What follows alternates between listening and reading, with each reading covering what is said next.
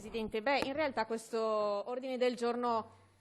è riuscito a predire la domanda che ha fatto il capogruppo Villanova prima, per cui richiede un impegno anche da parte della Giunta regionale per prendere le distanze da un atteggiamento che sta rallentando proprio l'arrivo dei fondi del Recovery Fund. Ed è il seguente, perché in questo periodo Ungheria e Polonia, nel corso della discussione del bilancio pluriennale 21-27 dell'Unione Europea, nel cui alveo è previsto il Recovery Fund, e cioè quel pacchetto di misure economiche che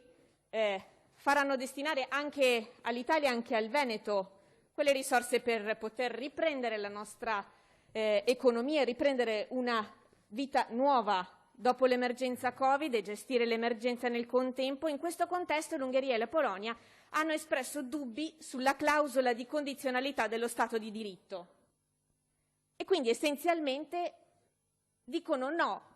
alla proposta avanzata dalla Commissione UE e dal Parlamento europeo di legare l'amministrazione dei fondi per il periodo 21-27 al rispetto dello Stato di diritto da parte dei Paesi membri e quindi della tutela dei diritti e delle libertà dell'uomo all'interno dei Paesi che ricevono questi fondi. E questo evidentemente dovrebbe entrare in contrasto anche con le priorità politiche e valoriali che questo Consiglio esprime.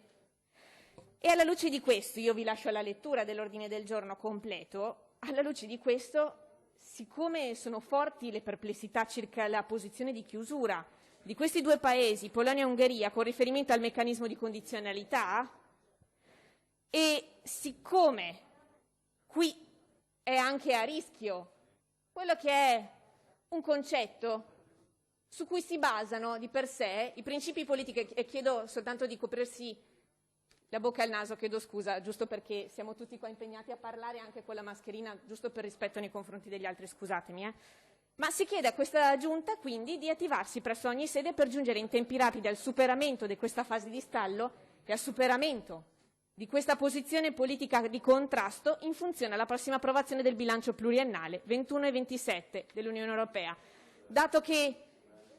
la posizione politica di vicinanza a determinate espressioni politiche e partitiche dell'Est Europa si esprime in collaborazioni anche internazionali con il partito anche di cui alcuni di voi fanno parte,